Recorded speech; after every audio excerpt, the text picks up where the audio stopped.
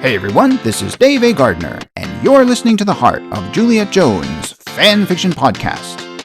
This is part 2 of Chasing a Dream, based on the daily comic strip called The Heart of Juliet Jones, with characters and stories originally written by Elliot Kaplan and illustrated by Stan Drake in 1961. The fan fiction story you're hearing today is written by Dave A. Gardner. Welcome back to a vintage story that has the potential to brighten your day with a little humor as well as drama.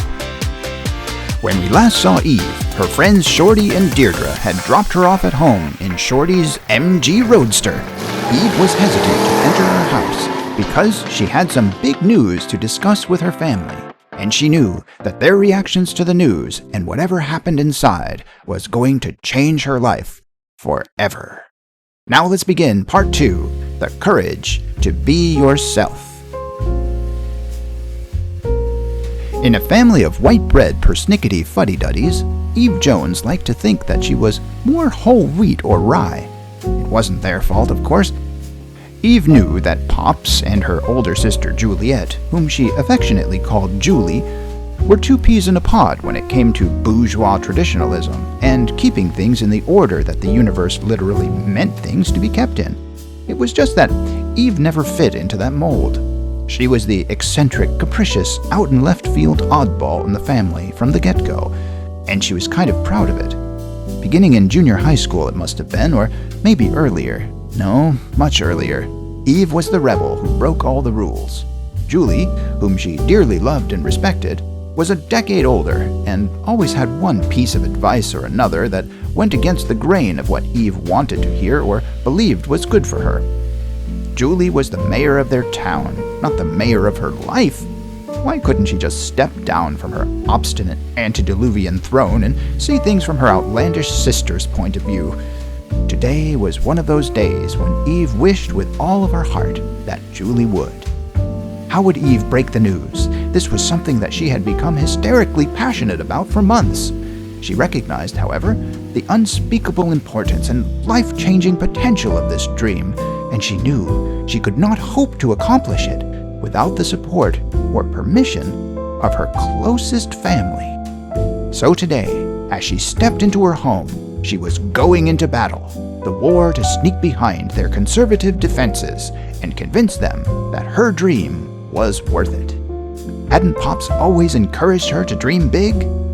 As Eve sprang into the house with her usual flippant gaiety and charm, all of her anxieties that she had had in the driveway were left in the driveway.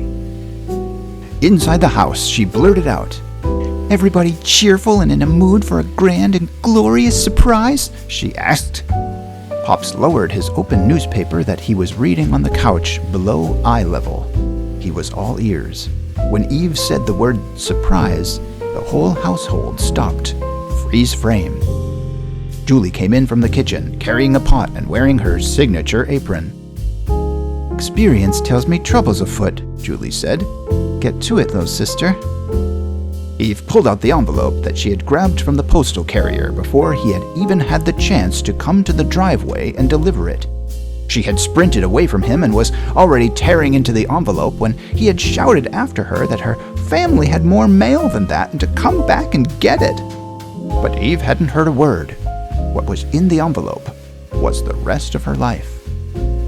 "Well, you see," Eve said, holding the precious envelope, "there's this Miss Teenager contest they're running, and Shorty and Deirdre, and me too. Thought wouldn't it be fun?" "If you decided to enter?" Juliet interrupted with astonishment. "Oh no, Eve, you didn't." Clutching the envelope to her heart, Eve grinned broadly. "Oh yes, Julie, I did." Thanks for joining us, dear listeners. As a reminder, if you're interested in reading more romantic stories by author Dave A. Gardner, please be sure to check out the selection of life-changing and inspiring books listed on my website. That website address is authordaveagardner.com. That's authordaveagardner.com. You've listened to The Heart of Juliet Jones fan fiction podcast. Until next time, dear listeners, may joy and peace be yours, and, like Juliet, may love always bloom in your heart like a rose.